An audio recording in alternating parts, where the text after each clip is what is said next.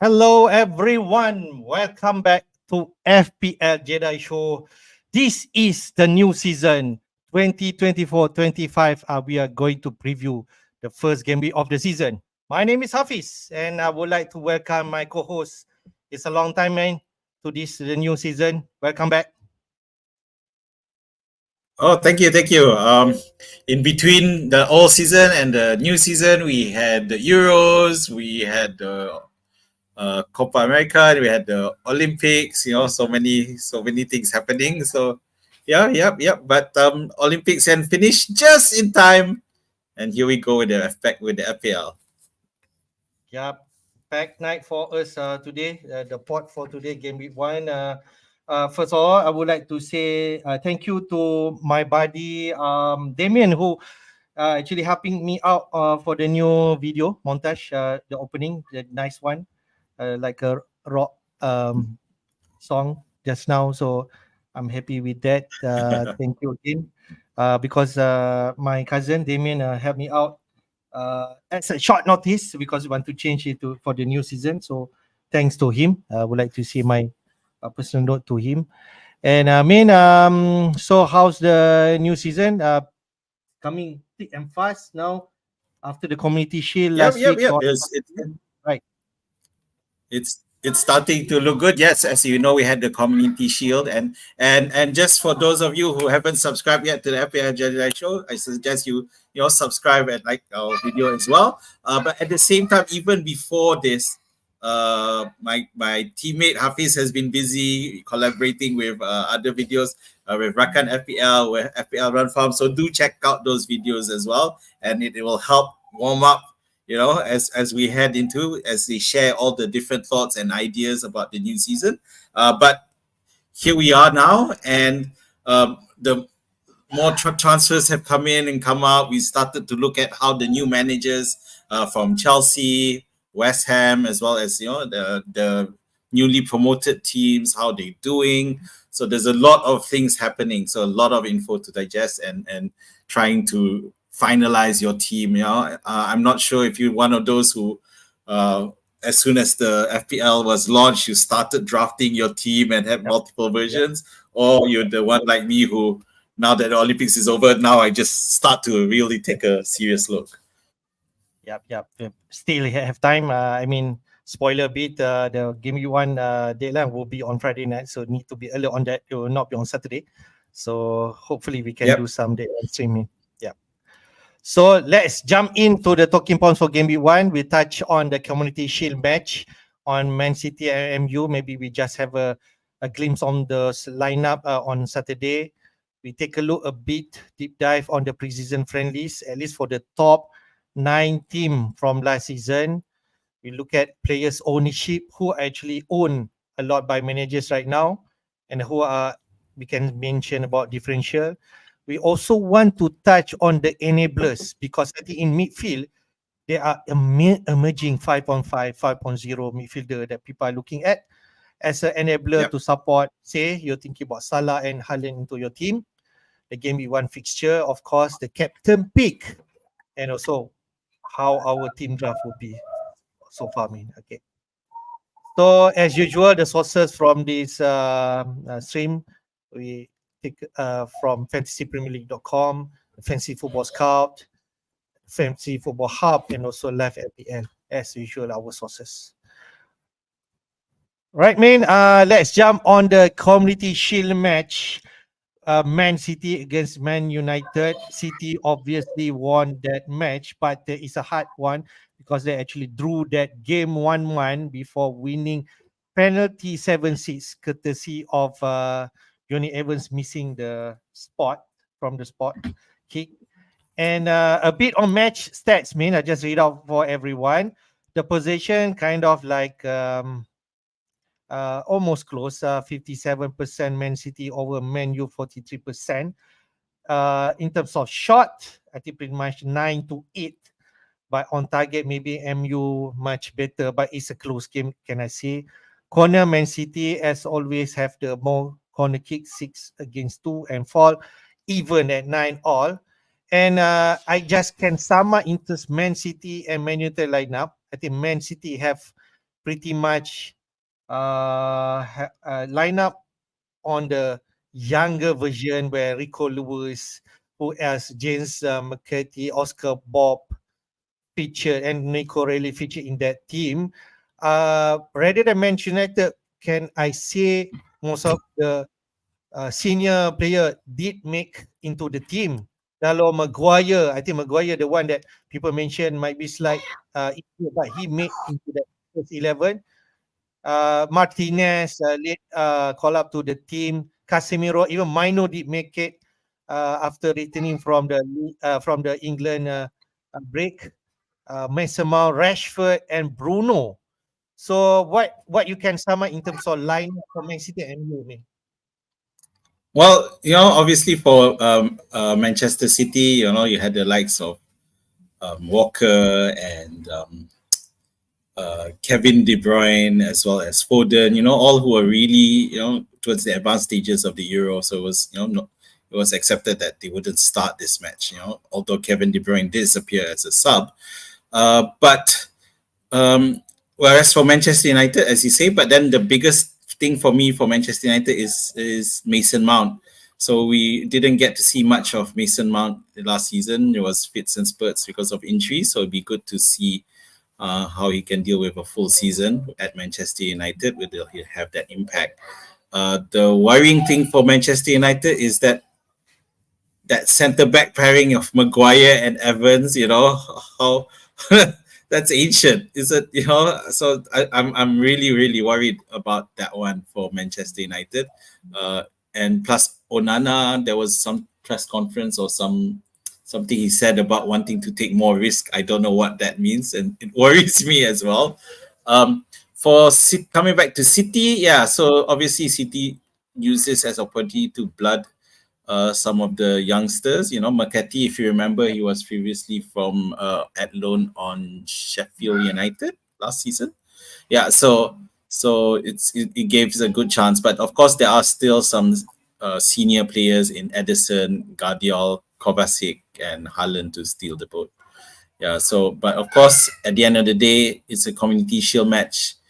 They're not going full-blooded tackles, that kind of thing, because it doesn't, at the risk of hurting them for the start of the season. Yeah, so it was a good match. I did watch some of it. Manchester United were outclassed for the first 30 minutes or something, but then they came back. Everything about Manchester City, but in the end, Manchester City, for all their class, they could not score. Yeah, and Manchester United were able to come back in. So it was a good match, but yeah, not sure how much to take out of it.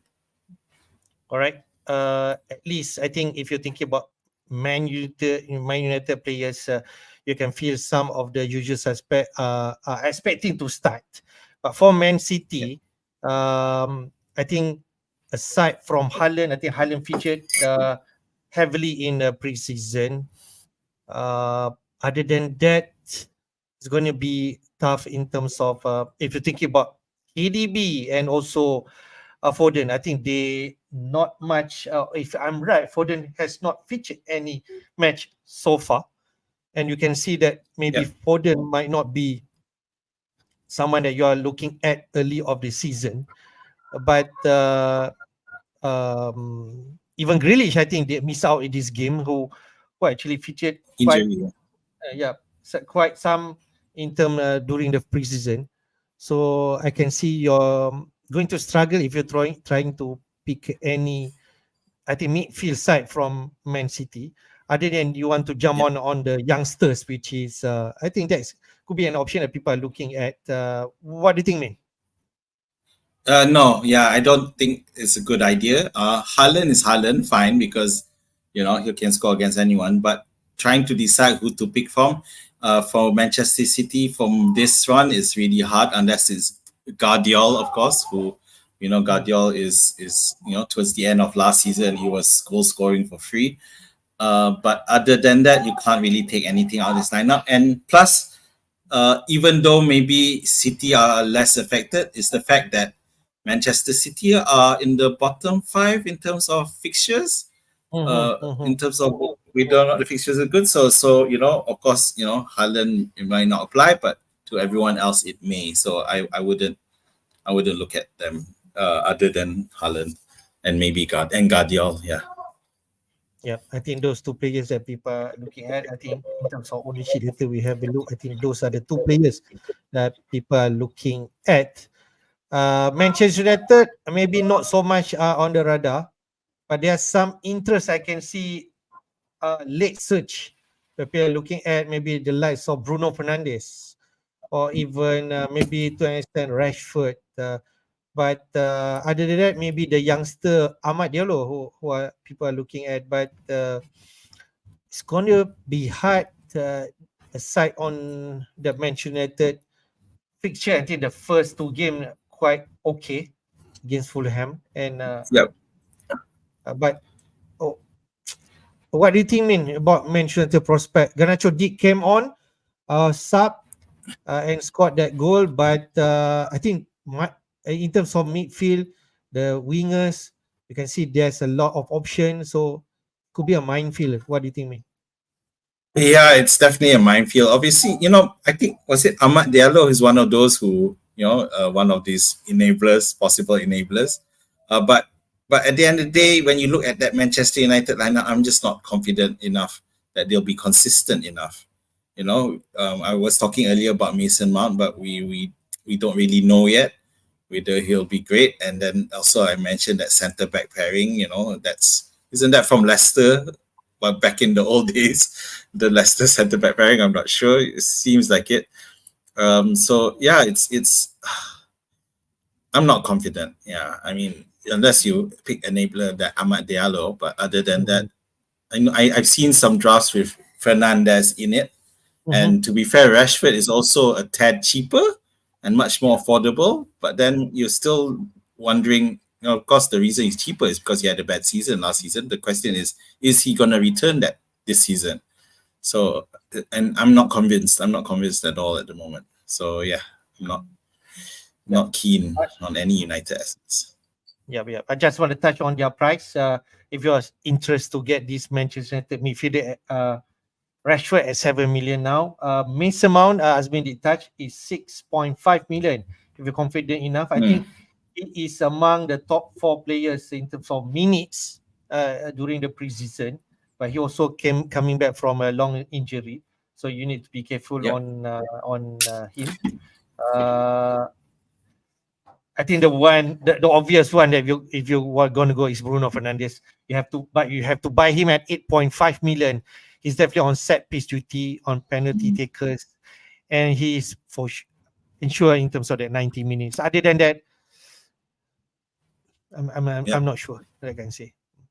Yeah, so Fernandes is an option, but with his price, he probably wouldn't be in a draft that had both Haaland and Salah in it. Yeah, you would end up sacrificing someone to be able to have Fernandes, I would think. All right, I think some question here. Thanks, Rakan FPL, for tuning this stream. Just pick one or two questions if they say there is about Manchester or Man City. But so far no. But he did mention about Bob, but I think we'll touch him later during the enabler section. All right, man. Let's jump on the preseason friendlies. It's a mouthful one that I extract from Football Squad and also Hub and combine into the table in terms of the matches. Top 9 teams from last season: Man City, United, Spurs, Arsenal, Chelsea, Villa, Liverpool, Newcastle, and West Ham. And pretty much I can say it's a mix in terms of form if you want to take this into consideration, because even City from 5 matches only won 1 and lost twice and also drew. Same goes to Manchester United. Chelsea also only have 1 win. Apart from Arsenal and Liverpool and Newcastle, I think the rest is quite. So I don't think Spurs. Spurs. Maybe we don't take that much in terms of, but it still counts in terms of when you think about picking this player, right? So from here, significantly, I can see some of the significant one, if I can may say, is Newcastle player Jacob Murphy, who scored 5 goals and 3 assists, and among the top Newcastle player in terms of minutes during pre-season. I'm not sure whether your interest in terms of Newcastle midfielder, okay, the popular one will be Gordon, but Murphy who provide you that because he has that form during pre-season. Other than that, maybe Spurs player, Kulusevski and Son did score 3 goals piece during the pre-season. Their minutes quite certain. All right. Other than that, Haaland, okay, fine. 5 goals, but 3 goals from that Chelsea side, and Chelsea is still in the transition of building a new team, right? But other than that, what do you think, that interests you? Okay, so if you were to count on terms of FPL points, then out of all of this, Murphy would be the top scoring FPL player out of this, beating Haaland, beating obviously Salah, but surprisingly even the second, which is Kulu, 3 goals and 3 assists, which is great. But at the end he's not being considered in many teams. He's not exactly so that alone, the Spurs performance alone gives you an indicator that it's Kulu and he's the top player with 3 goals and 3 assists. Is he being shoehorned into everyone's team? I don't think so. Yeah. Murphy, is considering. The good thing with Murphy is that he's cheap. So that's the thing. And whereas for Haaland, the first few drafts didn't have Haaland, and then suddenly he scored that random hat trick, and then suddenly everyone's adjusting their matches, adjusting the teams to get him back in. So anyway, my point is that the preseason friendlies are a good indicator, but you can't treat them as gospel. Okay, so at the end of the day, it does depend on the structure of your team. I just like to point out Nkunku there as one of the Chelsea players who's done well at preseason.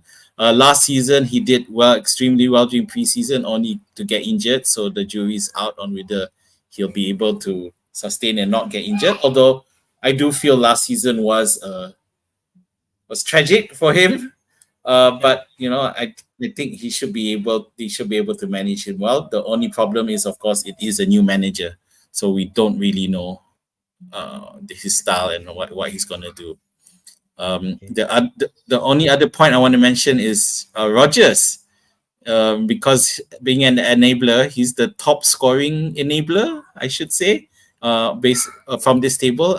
Well, aside from Murphy, but I don't really count Murphy as an enabler. But Rodgers, who has come out and done extremely well preseason, and the only problem with Villa is the fact that they have added to their squad quite a bit, and presumably the reason is because of the Champions League.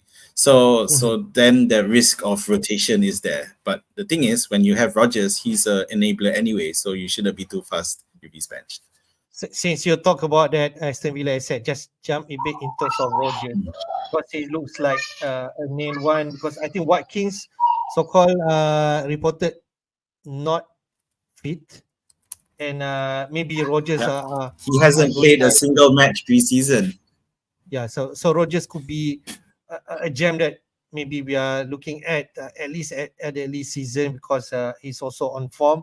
I think Aston Villa missing Diaby. I think Diaby already moved to the Saudi clubs, right? So Bailey is the next one that you have if you want to partner him up, right? But Rodgers could be an intriguing pick that people are looking at, and even so, putting him on that fifth midfielder as an enabler, and you can come in for the right match. I think that's what people are doing right now, and I think certainly Rodgers did fit that bill. But I just want to dive in a bit in terms of Liverpool players, because Liverpool is among the top team in the top ticker right now. And when we talk about Liverpool, it's definitely ringing in terms of Mo Salah, especially he had 1 goal and 2 assists in the preseason, but I think most of the players are still coming back from the international games. Like Diaz himself, he just played that last game, one game with 62 minutes. He managed that 2 goal, right? So, what do you Still think, mate? scored, If yeah. they say, yeah. So, if they say someone want to jump into Liverpool aside Yep. Salah, maybe you can just share a bit in terms of insights of Liverpool players. Okay, so like Chelsea and West Ham, the problem with Liverpool is of course new manager. Okay, so new manager comes uncertainty.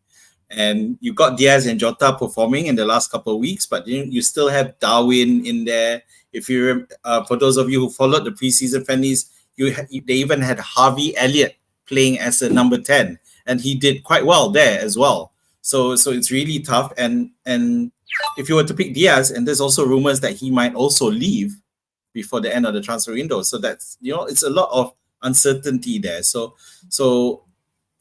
on the plus side, we saw Trent Alexander-Arnold being really used by Slot, and of course he was free from the Euros because he started the first match in midfield, and after that he got dumped to the bench. So he was able to play most of the preseason friendlies, and he seems to be at his rightful position, which is right back, and he's doing well. At the same time, in the centre back, you have Kwanzaa, because Kwanzaa was on duty for France and now he's not really back yet. So Kwanzaa has been doing extremely well with Van Dijk at the centre at the back.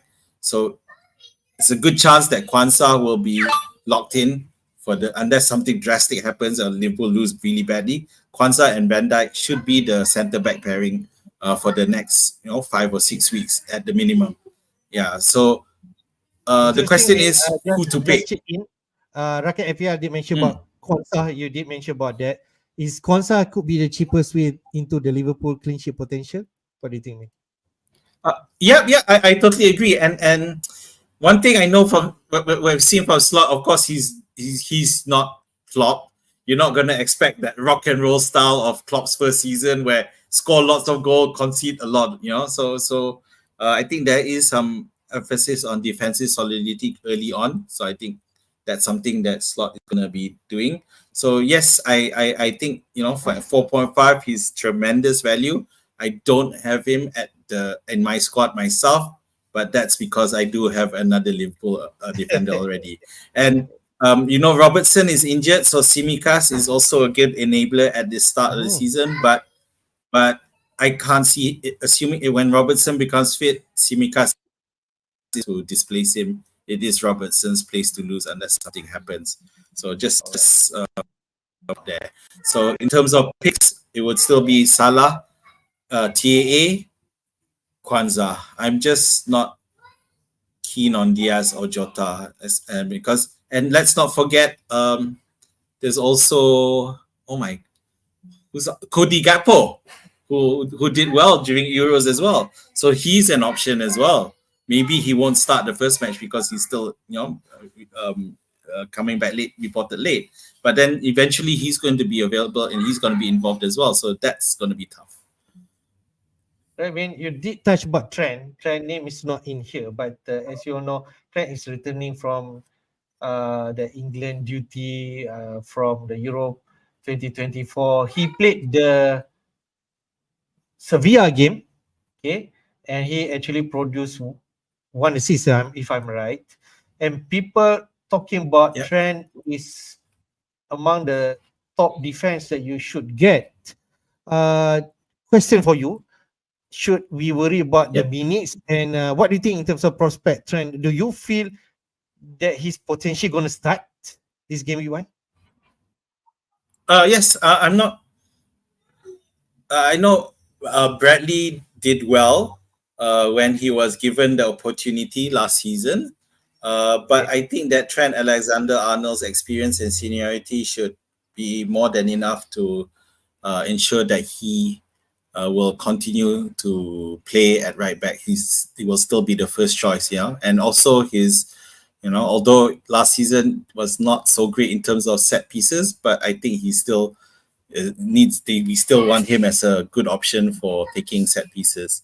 So yeah, I'm very confident that it's Trent Alexander-Arnold's place to lose. Okay. I mean, we go to Arsenal players because I think Arsenal one of the team that going to challenge the title for this season. He Sure. have some tough fixture earlier season, but still people are looking at Arsenal assets. You can see that in terms of form, Jesus 3 goals, 1 assist.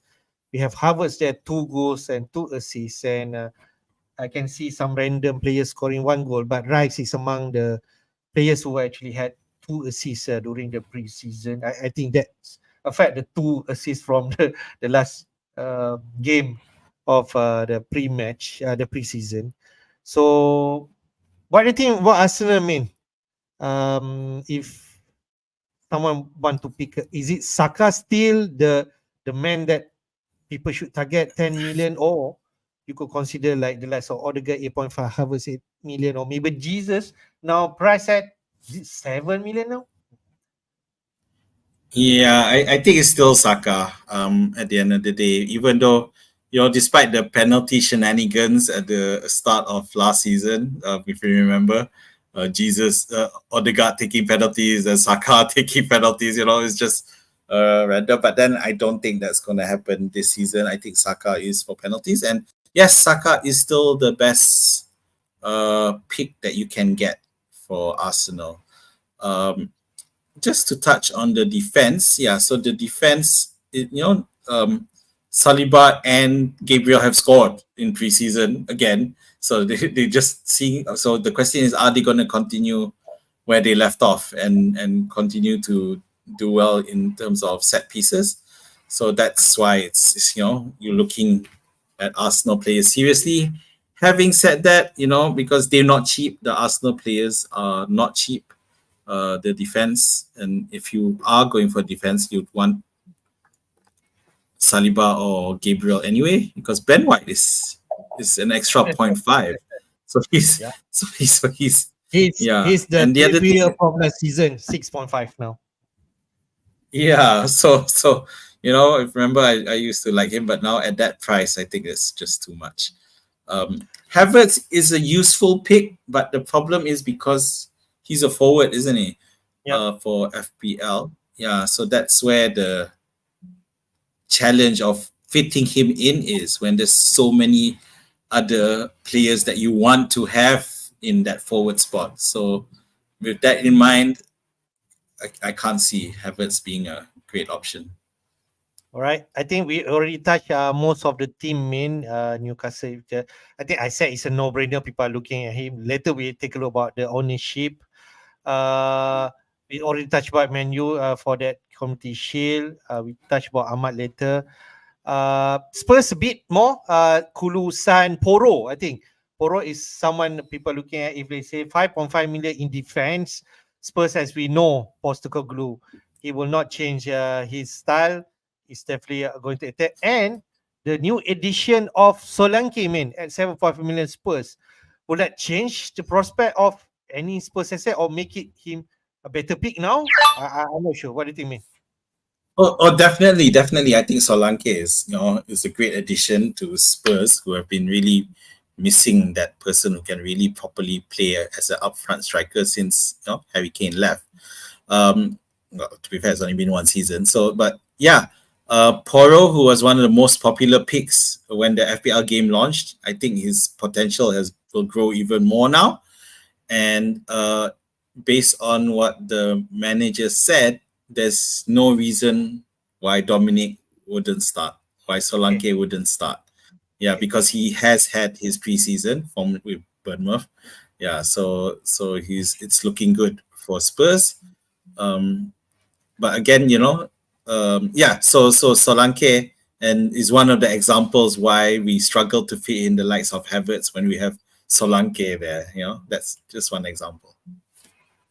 Right, man. I think we can move on from the preseason friendlies, man. We'll take a look at the ownership right now. Okay. The percentage might be a bit different because I snapshot this earlier of today. I Sure. think pretty much it should be the same people. Top 5 players in every department. We go for goalkeeper section first, main. I'm not sure this is a surprise, but people are going for Raya as the mainstay in terms of goalkeeper. More selected at 24%, and his price, as you all know, is 5.5 million. So you're spending 5.5 million, you could have Allison or Edison also. So it is an option if you're looking at that price. In the top 5, who else? Turner 4.0. I think he's definitely only enabler. You don't expect him to play 21%. Pickford at third. He is the highest scoring goalkeeper last season, 150 plus.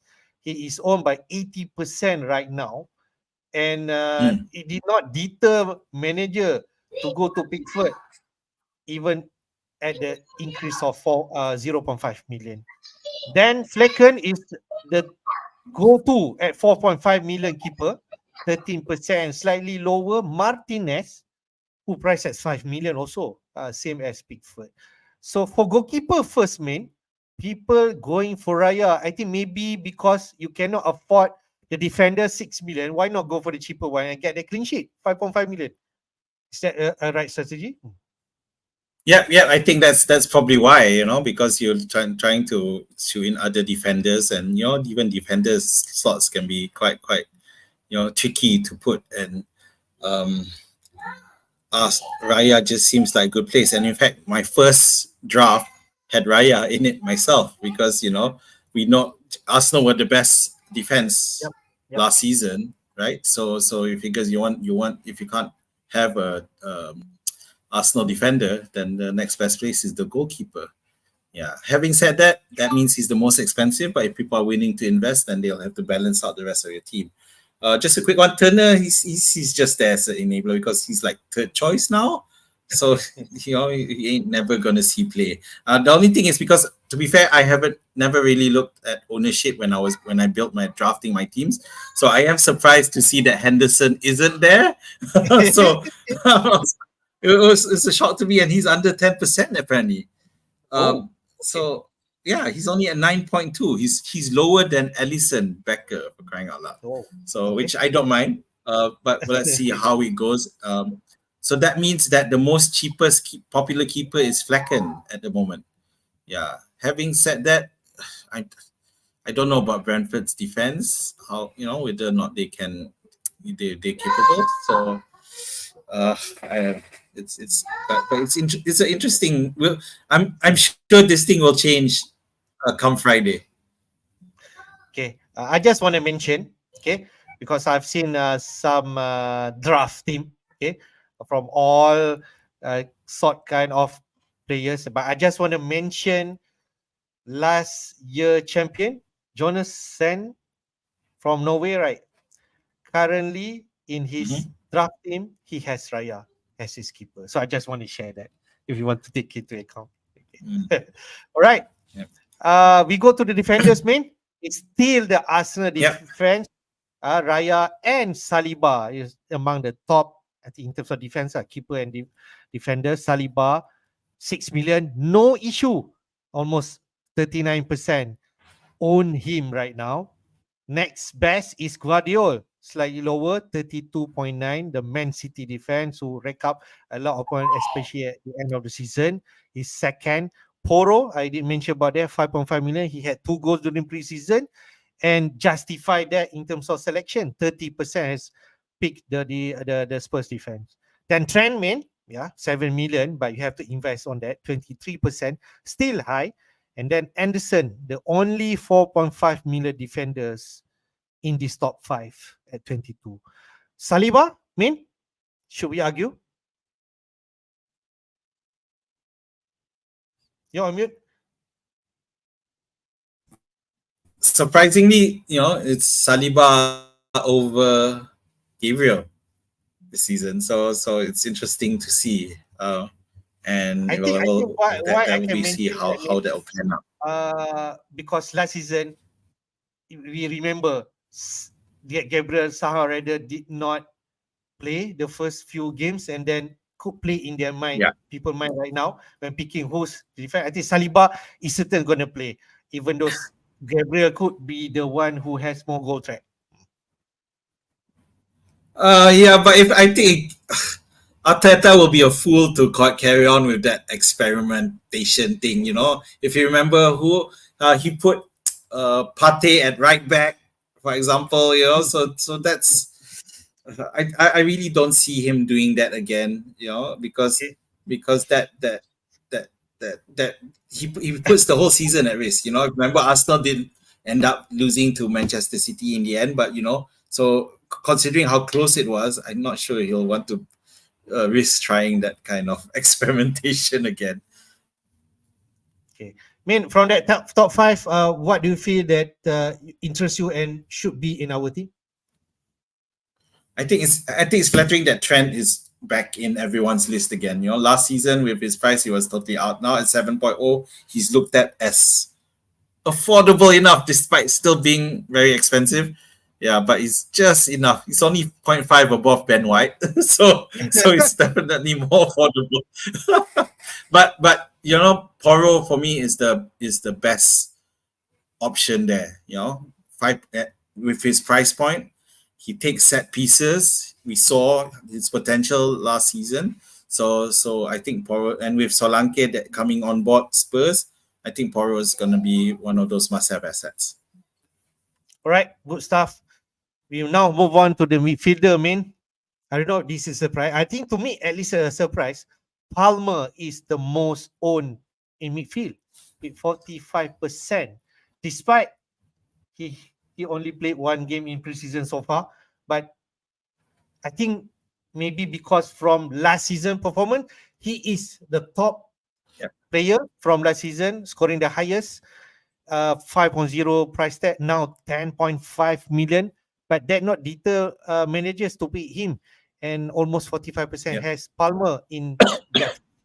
Then Mo Salah, 5.5 million, as we know, 36% own him. Then Eze, the popular one, at 7 million, almost like everyone going to have him at the beginning of the season, 33%. Then Gordon's at 7.5. We know about Newcastle fixture are good in terms of the first 6 fixture at least. And then Saka at 26%. Mostly the usual suspect. But can I say that do you surprise about Palmer owned by most of the manager? Okay, so I didn't tweet a lot. I haven't tweeted a lot in this preseason, but one of the tweets I did do was trying to figure out whether Palmer was worth it at the current price. And it seems a large portion of the FPL community seems to think so. So at 45%. Although I wager that if Palmer is in people's teams, it would probably be at the expense of Salah. I would think so. Yeah. So the question now is, because for Chelsea, there's Palmer and then there's Nkunku, who's listed as a midfielder this season. So I think Nkunku's price is great, but then his injury history is enough to put many of us off.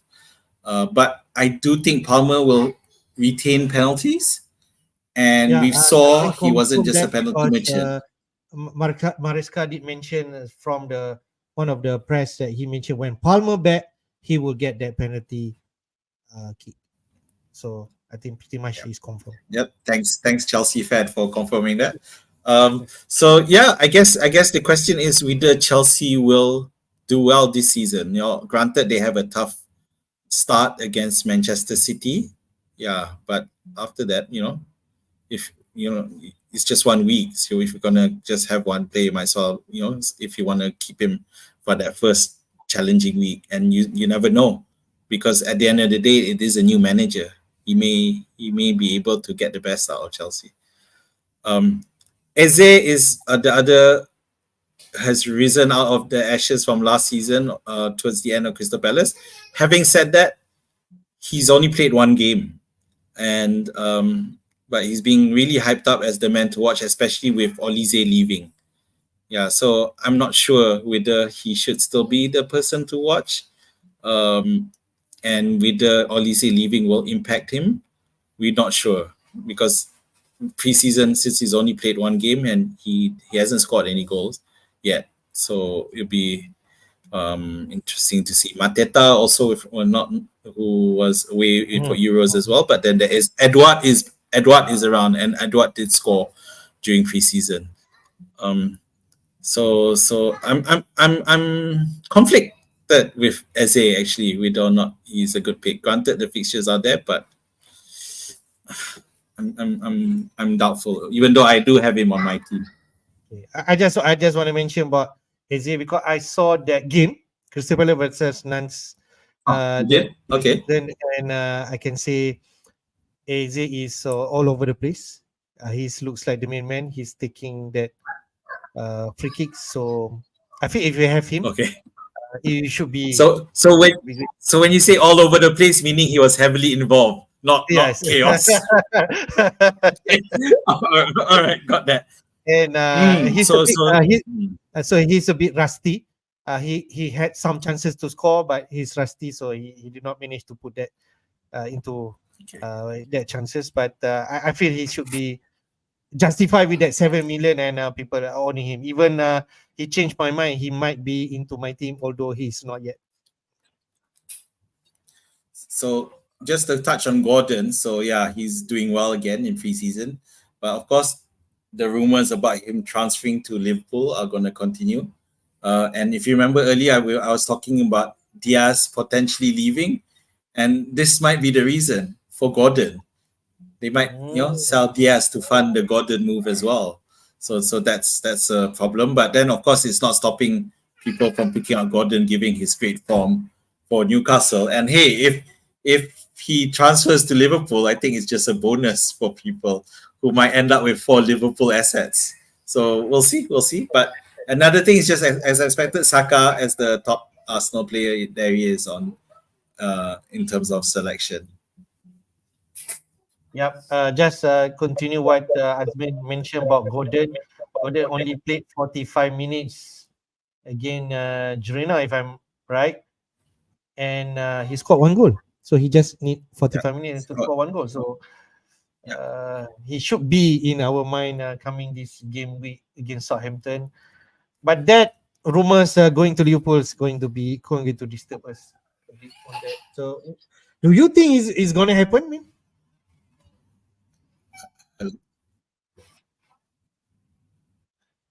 Gordon going to Liverpool.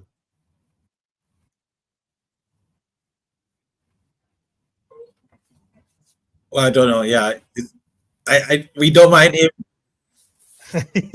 Sorry, transmission's breaking up a bit. Okay, all right, man. Let's continue to the forwards. I can mention here, Isaac is the most owned player by managers with 55%. Not Haaland, not Salah. It's Isaac. And he's likely in everyone's team right now. 55% price at 8.5 million, Isaac.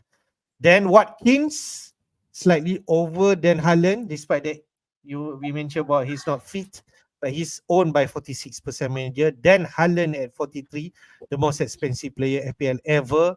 Solanke is there, but it's a gap, 40%, and then 18 Solanke and João Pedro, who's among the enabler up front, picked by 16.7%. So forward, pretty much, if you don't own Isaac, Watkins, Haaland, I think that's the main 3 players that people are looking at. What do you think, man? Yeah, Isaac has been insane form preseason, so he's looking really good. And of course, the other reason why he's selected by many teams is because of Newcastle's fixtures looking great.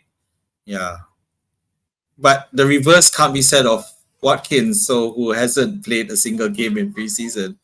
But there seems to be a lot of confidence in Unai Emery getting the best out of him immediately. So the first match that he'll be back will be the competitive match straight away against West Ham, wasn't it? So yeah, be interesting to see if I'm curious to know whether or not that selection for Watkins will still remain, because I feel it's just too risky. Yeah, given that he hasn't even played a single preseason. Yeah, so of course he was away in the Euros and he did get minutes there, but I'm not confident. City, Haaland as usual, Solanke. Yep, Solanke. I expect that percentage to go up to 30% by Friday. By the way, Okay. it's because he's All right. just too attractive. Yeah. All right. Right. So I guess it's only also in your mind to think about that third spot striker. We shall see your team later. All right. Yep. Main. Let's go to the enablers. I think these are the talking points that people are saying, especially trying to fit Salah and Haaland into your team. Who else that need to be there in terms of enabler? And there's some interesting pick late search and on the 5.5 million, 5.0 million bracket. Who can we consider has the potential to play from the first game week match? I think from this table, 5.5 million, the highest owned right now is, can I say Smith Rowe? He actually now from Arsenal to Fulham, and played like I think the two last preseason game he scored 2 goals. So Fulham fan Smith Rowe coming, looks like he could be the one over Andreas right now. Pereira, people they mentioned about him before this, but Smith Rowe coming into frame right now. It looks like he's the one to go for Fulham asset. Just walk through other players. Jacob Murphy, we mentioned about form, like still less on 1.1. But Forest, Elenga, and also Hudson Odoi, 4.8%. And then Elanga at 2.8%. Forest, as we know, at least the first three fixture is quite quite good. Okay, and that could be coming into our frame when picking if let's say 5.5 million player. On the 5.0, they clearly on people talk about Ahmad and Botman, Bob from Man City, Ahmad from Manchester United. So they are on quite okay at 3.1 and 2.3. But Rogers clearly the front runners at 5.0 with 8% ownership, and we know how his form right now. So what do you think, mean in terms of enabler? Space throw, Ahmad could be this that we should look at? Yeah, there's so many options here. With Smith Rowe, you would think that given he's done well since transferring from Fulham, and he has a point to prove, having been sold by Arsenal and now with Fulham. And I think the risk, of course, is his injury issues. But aside from that, he should play a really important role for Fulham. I would just want to mention Brereton Diaz, who was, if those of you who've known, he was previously from Forest, I think. Yeah, so we've seen him before, but in Southampton, we expect that he will, with being transferred in for a promoted team, you'd expect that he will he will start most of the starts as well. So it will be a gamble, of course, because it's a promoted side to pick up Southampton. But one thing with this kind of thing, you'd expect he'll be the pivot, play the main role, given that the reason that he's being transferred in is to score goals. The thing is with some of them, for example, Semenyo. Granted, now that Solanke is leaving, you're just not sure how that's going to shape up. So it's not something I'd want to avoid. It would be someone I'd want to avoid until I see a bit more. Yeah, so I would think that Smith Rowe is the best pick from this. And given that it's Fulham, a relatively stable team compared to the likes of Forest, Southampton, Wolves were tough fixtures, and Kamada for City, that rotation minefield. But Minte has been proving up for Brighton as well. But if you remember Brighton from last season, they also had this rotation danger thing happening for them. So we don't know yet that will still be the case this season. Can I talk about the 5.0 quickly? Bob looks great, but again, it's Manchester City, and Bob to me feels like a early days Foden. If you remember, Foden he was showing to do well, but then suddenly he gets benched and doesn't appear. So I would stay away from Bob and go with the likes of people who are more certain starters. Rogers looks like it's going to be a clear starter. Ahmad will be a clear starter. So it's just whether or not you need to establish whether the FPL points potential is there. Right, man. Carvalho, he's left already, so he's out. Oh, okay. He's now Brentford player, so he could be an interesting pick at 5.0 True. if he starts. So it's interesting. You mentioned about Minte. Rakai Pia mentioned Minte could be the next Palmer. He could be, but Brighton has some tough fixture. You know what I'm saying? Everton, Manchester United, Arsenal. But then after that, Ipswich and Forest. So you can see the first three game how Brighton play. I just want to mention a bit, Semenyo, why he's interesting. With Solanke left, Semenyo could secure more minutes. Who knows, right? And that could be interesting pick. I just want to mention about Kamada. If you do not feel that, you can afford Eze, Kamada could be interesting pick for Palace. He scored in this last game against Nantes, and that could be an option if you're looking at that price 5.5. Who else inside here? Sarabia put here because with Neto leaving, okay, Sarabia has better chances of playing, but Wolves fixture is terrible. Wolves I can are say bottom. Yeah. So, Can I just say the Minta has Palmer 2.0. If you remember, Palmer came from City, and the one person who was blocking Palmer from shining was Erling Haaland. So I'm not sure he's Palmer 2.0. Minte, I'm not even sure where he came from. Johan Cruyff Shield or something. I'm not sure. I can't remember. Yeah, Johan. No. Where is he from? Newcastle. Feyenoord on loan. Yeah, he was from Newcastle, but he didn't play. He was out at Feyenoord. But yeah, he's doing well at Brighton. So I'm just not confident about his starting status. Yep. I just want to share about 5.0. Other than that, Rogers could be the one that people think if they say you want to 5.0. But just mention about Brooks. This is a player that Azmin in favor also from Bournemouth. Who knows with Solanke moving out from Bournemouth, Brooks could have better minutes playing into the team. Gilmore, because Pascal Gross is no longer there, so could Gilmore be the one that be going to take those kicks and so on? Who knows, right? That Gilmore could be a potential. Yeah. Enzo, because 5.0 Chelsea, but Chelsea is still uncertain in terms of game.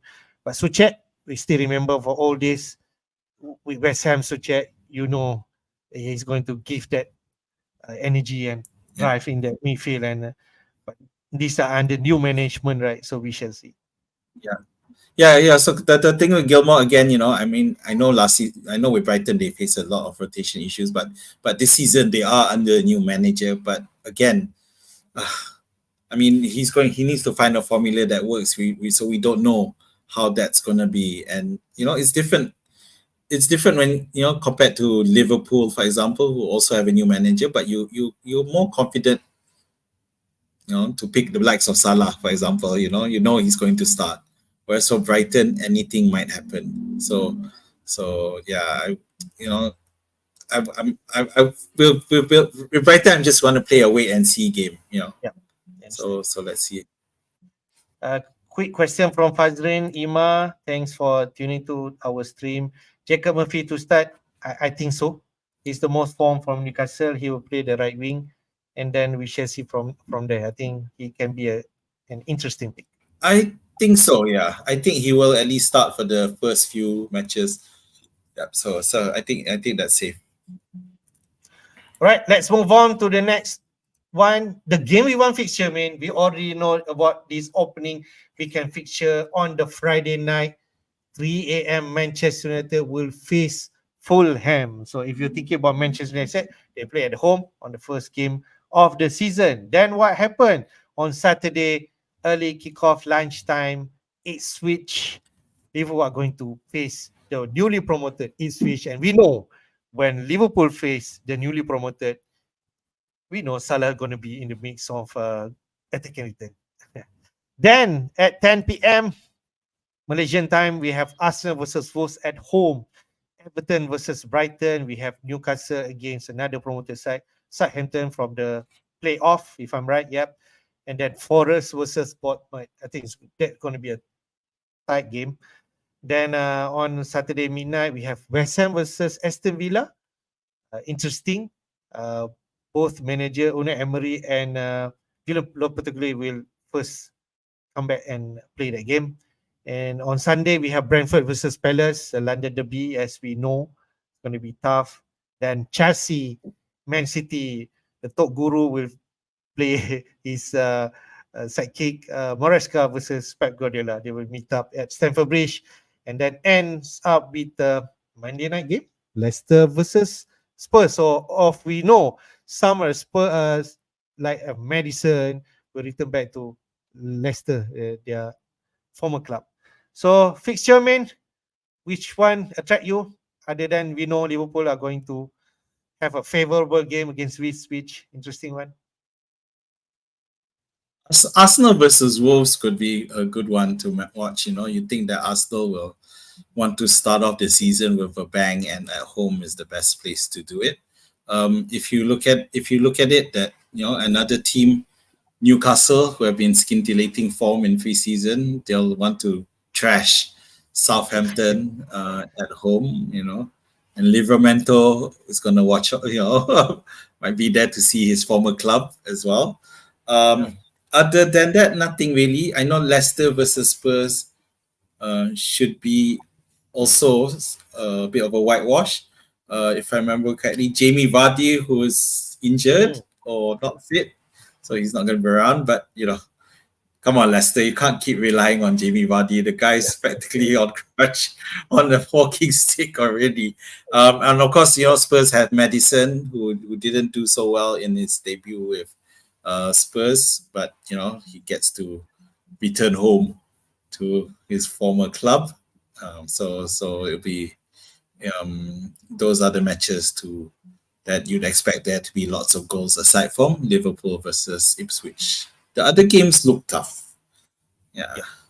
I can see, we touch on that. Liverpool, we expect high scoring game. Arsenal, you mentioned about that. Newcastle versus Southampton. And then maybe to an extent, Leicester versus Spurs, right? I think those are the match that we might want to target this Game Week 1 feature, if I may say from this. All right. Let's go quickly, on the captain pick. We already hit the 1 hour mark. Captain pick, the snapshot from that Fantasy Football Hub. Who is the best FPL captain? You can see there 43%, around 283 votes from 600 plus votes. Picking Salah is the best captaincy for this week. No surprise against Ipswich away, but it's away. And who else? I said at 26%, he could be an interesting pick as a captain. If you're there at home against Southampton, we know what I said capable of, especially at the home. Then Haaland away to Chelsea, but he already proved he can score 3 goals during that preseason. He's already proved that. So maybe he is still the one to go. What do you think, Ming, from your perspective, the first game, the best captain pick? I mean, the main reason Salah is above Haaland is just fixtures, really. If it was against if Haaland was also against a promoted side away, I think we'd pick Haaland in a heartbeat. So it really is just because City are facing Chelsea, so it's making Haaland a bit. It may not sway us towards against picking Haaland in your team, but it is affecting in terms of that captaincy. And Isaac becomes even more of a better option compared to Salah Haaland because he's playing at home against a relegated team. And let's not forget, Newcastle is one of the top sides as well that finished, at the end of last season as well. So it's a struggle for me, but by definition, Salah, has always, been great in terms of FPL. Well, not always, but he's the more reliable one. And Yep. the worry thing with Isaac is that there might be an injury. We don't know, but and of course the bias of picking the more expensive player as the captain because you've paid him so much for him. Why shouldn't he be the captain? Yeah, but I think that both Salah and Isaac have an equal chance of doing well. So you'll have to figure that out. Right. I mean, just quick question. Under the new manager, is there any indication that Salah gonna keep that penalty kick? Not really. Salah hasn't been great in preseason, but I don't see anyone taking it off him. Yeah. Okay. I think Not even Salah will continue. Not even Soboslai. Not even Soboslai. Yeah. I think Okay. Salah's record is enough to keep. All right. So Salah and Isaac could be the one that people should watch out as the captaincy. Although, I mean, did mention when come to price tag, it's definitely always Haaland against Salah, right? So we shall see if there's some brave manager like us, maybe captaining Isaac. We shall see. All right, man. Let's jump to our team. Let's see whose team first. It is your team, man. You actually spending the 100 million money that you have into your team. So can you just walk through your team? Okay, so goalkeeper. I think those of you who have followed the FPL Jedi Show all these last couple of years knows I have a predisposition towards Henderson. So now that I know he's starting and has confirmed his place, having watched previously with Sheffield United on loan, I'm very confident in Henderson. And I put Fabianski out there because he's a cheapie. Obviously he's not the first choice, but he might be there he may be called upon if necessary. But yeah, Henderson should remain for most of the first half of the season. Okay, so in my defense, I've gone for TAA, Konza, and Pedro Porro. So Villa, of course, I feel that with Konza, Emery's not going to rotate that back end line. Konza should even, regardless of the Europe commitments. And of course, Pedro Porro and TAA we talked about at length, and yes, they are there in my team as set piece taking defenders. Salah, and I put Salah as my captain. Eze is my option, and this is where I have my doubts about him, but he is there for now. Nkunku, if you remember, even last season, if I remember correctly, I had him for the first week before then he got injured. I agree. So this is second attempt at getting the best out of him. And finally, Brereton Diaz. I'm not sold on this pick. Yeah, so it's just a case of trying to figure out. And of course, if I put him there now, he is against Newcastle away. So this kid to be okay. I can tell you now that at this point in time, it's not Brereton Diaz in my team. It's Emil Smith Rowe at the moment. Oh. Yeah. The only problem with Emil Smith Rowe is that I will then have 3 Fulham players in my team. Although, to be fair, the fixtures are there for Fulham. They are at the top in terms of the fixture ticker. Yeah, so it is actually Emil Smith Rowe there in my team at the moment. But again, it could interchange to Jacob Murphy, for example. Yeah, if I don't want to rely too much on Fulham. So up top is Haaland. So I've gone for the Haaland plus Salah. And then Isaac, who's been crazy. I think it's impossible to leave him out. Whether or not you captain him is a different story. But for me, he's a must-have in your team. Even higher than Salah or Haaland in that sense. Then I have Muniz. So Muniz, who looks like, based on preseason and of course last season, he's definitely taken over as first choice striker after Raul Jimenez. So it's his to lose, and he will be central to most of everything good. Of course, now he has Emil Smith Rowe at the back to also help, and I think it will just turn out great as well. In terms of the bench, we've got our popular Brighton defender who also takes set pieces as well. And of course, if Estupinian comes back, then it becomes a question. But at 4.0, who's complaining, right? Then you have Robinson, my third Fulham, my Fulham option, as well as Rodgers, who funny enough is I think I've got this arrangement wrong. Rogers probably should go to the front of the as the first sub.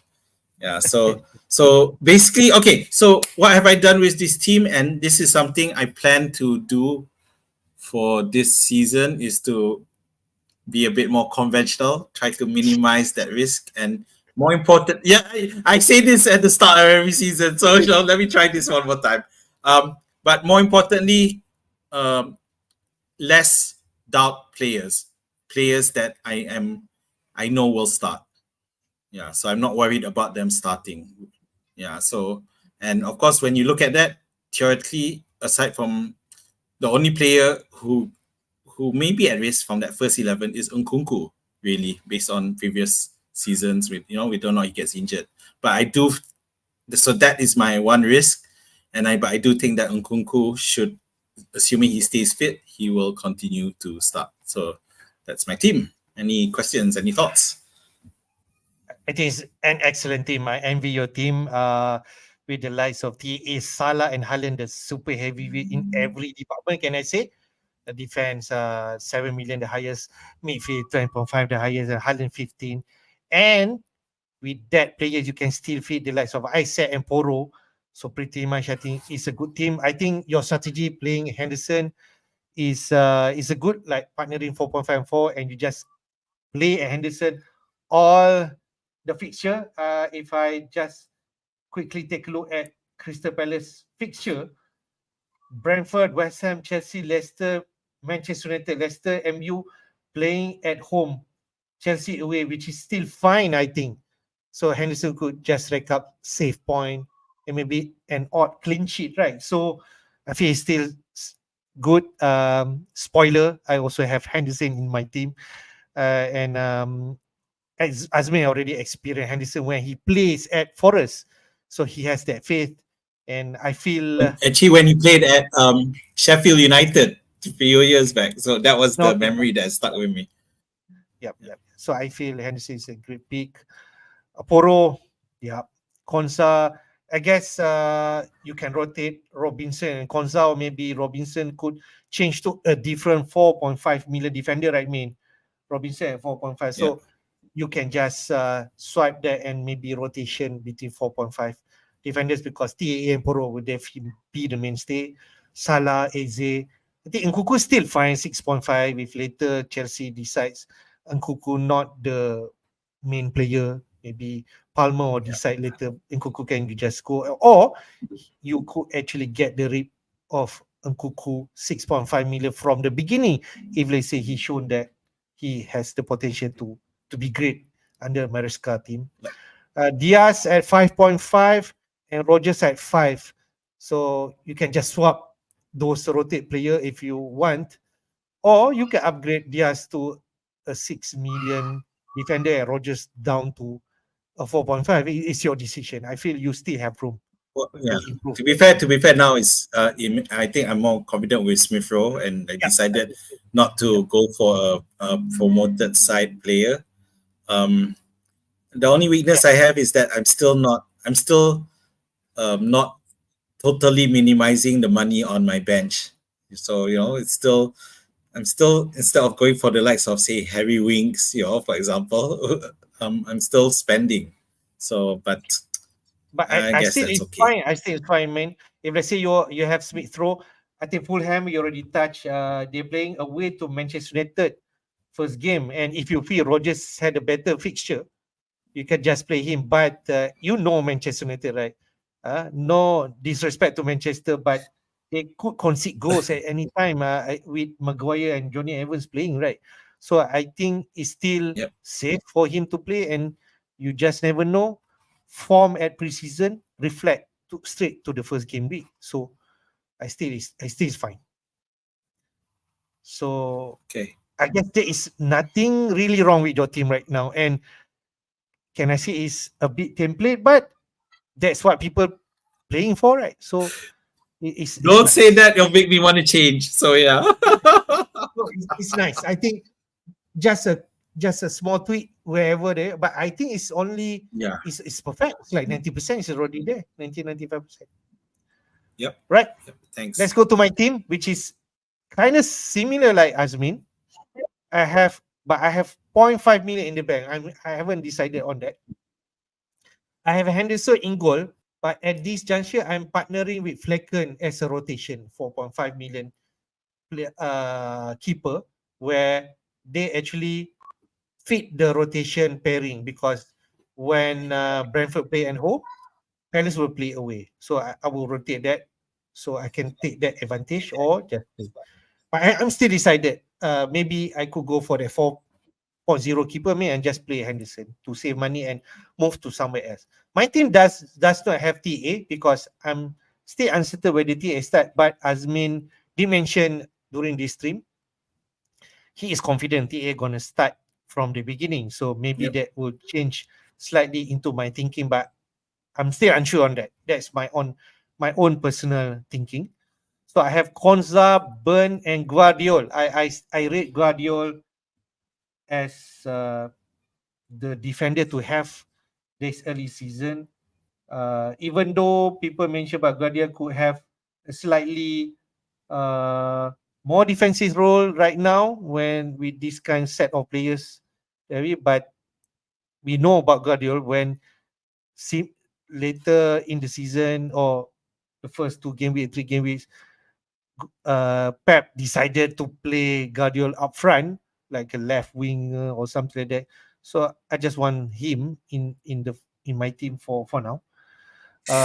Burn Konza and Anderson to rotate, whichever fixture is better. So we know Southampton, we know Aston Villa, Palace, and also Newcastle are strong in defense. I have Face as 4.0 defender, but it could be Barco. It could be who else, man? Johnson at Ipswich, right? Or 4.0 Southampton defender that people are talking about, Haywood Ellis or something. So that Yeah. could be a 4.0 defender. But I think any one of them is fine. Barco is maybe more attacking, but when Estupinian coming back, he might not play, right? So it's just fine. And then in midfield, I have Salah, like you mean. I have Nkoku, like you, but I decided to go for Gordon, double up, triple up. So you can see that Newcastle said, I'm throwing everything Yep. for Newcastle and hope they perform. And Gordon, hopefully he starts, but I'm going to think deeper when coming to the team news on Friday. And then I have Gibbs White because Forest have 3 kind fixture. Bournemouth, Southampton, and Wolf, the first 3 before facing Liverpool. I just want to tap into any Forest midfielder. For now, Gibbs White. But if I want to save money and upgrade to TAA, maybe I can go Hudson Odoi or Elenga. Up front, I have Isaac Muniz and Highland. I feel that's the best combo up front. Muniz, I have not had him last season at all, but I feel he's still one of the rated good striker, and especially at Fulham. And now Smith Rowe coming into Fulham, I think only great thing can happen to Fulham now. So that's pretty much my team with 4.5 million midfielder in the form of wings. But I feel your team is better, man. Okay, so yeah, obviously, yeah, that's what your savings on your bench is what I'm talking about. You have wings, you have Face, they're the cheapest midfield and defender respectively you could have. Anderson, of course, you want a first bench. So Anderson, and even then, Anderson's only 5. I guess the big difference for me is you have Henderson and Flecken. You plan to rotate during the season? Because I'm not used to seeing you Yeah. I think maybe at this juncture, but do I less could rotation. change my mind if I say I decided that Henderson.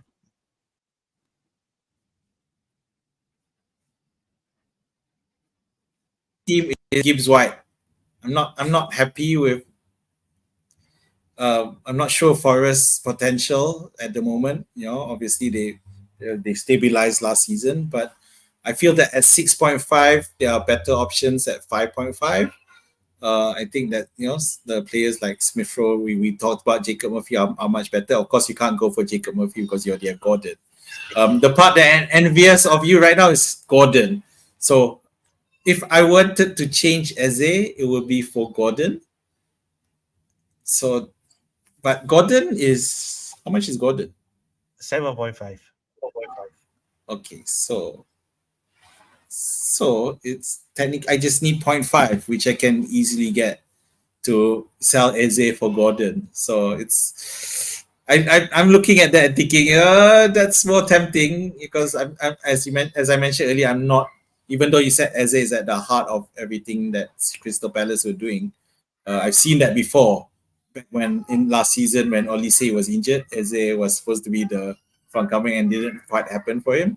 So I'm not so sure. But Gordon I like. Yeah, so I might be tempted to move there. So we'll see.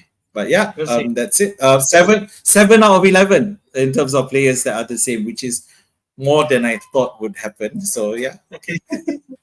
So we are both All of the right. Salah plus Halim trade. Yeah, we shall see how our thinking coming to deadline. But we'll take some question from Rakan IPL. Yeah. Some of we have answered. Jota and against Luis Diaz. If we want to pick one min, if maybe people don't want to go to Salah but want to pick one midfielder from Liverpool, who would you suggest, Jota or Luis Diaz? Okay, I go for Jota simply because of the rumors of Luis Diaz. He might get transferred. Yeah, so I go for Jota. I've always liked Jota anyway. So yeah, Jota for me. Flecken or Henderson? I have that rotation pairing, but I feel Henderson in Crystal Palace is a better team. What do you think, man? Yeah, Henderson for me. Right.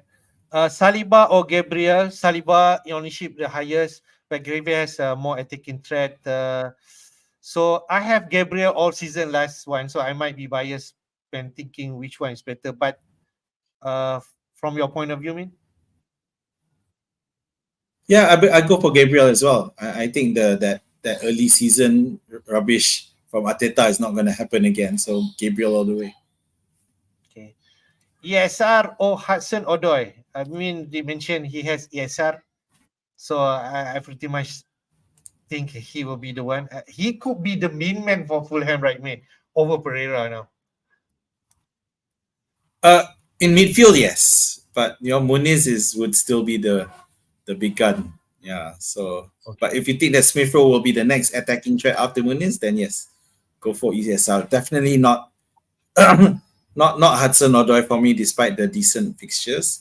Okay. But yeah, it's just no. I'm just not confident with Forest. I feel after they recover from last season under new management, I feel this season they're gonna drop again. They're gonna have problems again, and they're gonna end up hiring a new manager again. Sorry, One Wolf. more, yeah. One thing that I just want to point out about ESR is already gone for Fulham. I can imagine that before he made that move, he clarified with Marco Silva. Is it Fulham manager, right? Yes, And then yes, yes. he will mention, "Am I gonna be your main man and play 90 minutes?" I'm pretty sure that Silva gonna say that, right, before he made that move. I think so. Yeah, of course. Yeah, and he's already shown he can. The two preseason matches. He has done well. So I'm just not sure Santo at Forest will continue a resurgence. So All right. Nkuku Essential. We both have him. Looks like at 6.5, he's intriguing we price. we both have him, but I would say that he's not essential. Okay. And there's, I mean, for me, I mean, I mentioned that he's the player most. I mean, Eze is the one I have the most in terms of question mark whether or not to pick him. But in terms of risk, I feel that Nkunku is the one with the most risk in my team. So I don't think he's essential because Palmer might overshadow him. Yeah, but of course Palmer is a lot more expensive. Salah Haaland draft or just either one. Both of us have Salah and Haaland in our draft. But if you decide to go away from Haaland or Salah, you have plenty money to distribute in your midfield. And I can say that. What do you think, Win? So, but I'm not sure about your rationale, but for me, when I decided for Salah Haaland, I was playing safe and having those funds there. That if both of them don't perform, then at least I can sell them, and and I can afford to buy anyone. Whereas if I go the other way, that suddenly Haaland scores a hat trick against Chelsea, then I'm going to be in trouble. Trying to fit, obvious, yeah. So Yep. for me, I'm playing safe. Wow, Salah. So Salah and Nice, nice, Haaland for me. nice, nice, nice. Win. We have the different Azmin this season, which is Sales nil. I'm not sure Miguel is there for us. I don't know if there is any indication, but we'll wait. And if you think that you want to take any forest keeper, then you may do so. But I think there's a better option, right? Yeah, I think there are better options. You know why? You already know what I think of Forest at the moment. Barco or Dang? I think Dang at 4.5 million. I think he's still the captain for Brighton. But Barco at 4.0, and if you start, maybe he's just a nice enabler that I can say. Who? What else Okay, here? That this one's interesting because I did have Dunk at in my first draft, so it is possible. But then in the end, I chickened out because it's new management, so I don't know. Yeah. Yep, I think pretty much already covered all question. Maybe last one about Oscar Bob, but we did mention minutes rotation, even though he might start the first game week, but after that, not sure. Right? Yeah. Okay. One thing I know, maybe because I don't know if people have less about planning the second week or third week transfer, because now I wonder if people are now thinking I can keep my transfers until the fourth week and then do something. Let's So in order to do that, then players like Oscar Bob may not be a good option at the start, because for all you know, by the second week he might be out of the team. Yeah, and then by third week you'll have to force you to take action. Yeah, so for me, Oscar Bob's not the way to go. Not this season. all right, man. Good stuff. I think we already overrun by 20 minutes, 1 hour 30 minutes. But Yeah, let's wrap it up. coming back to the last, let's wrap up. Game week one deadline will be on Friday night. We did already mentioned that. Whoever around here, do support us by hitting the like button and also subscribe to our FPI Jedi YouTube channel, and support us, and you can communicate with us through X. Okay, I mean at FPL Sleepy Jedi and myself at Muhammad Hafiz. Min, your last word. Yep. Yep. So obviously now that every Olympics is over, I'll be back tweeting more regularly and hitting it out and getting involved in discussions and arguments. So yeah, join in the fun, and all the best, and be rational about all the thinking, and don't be too hasty.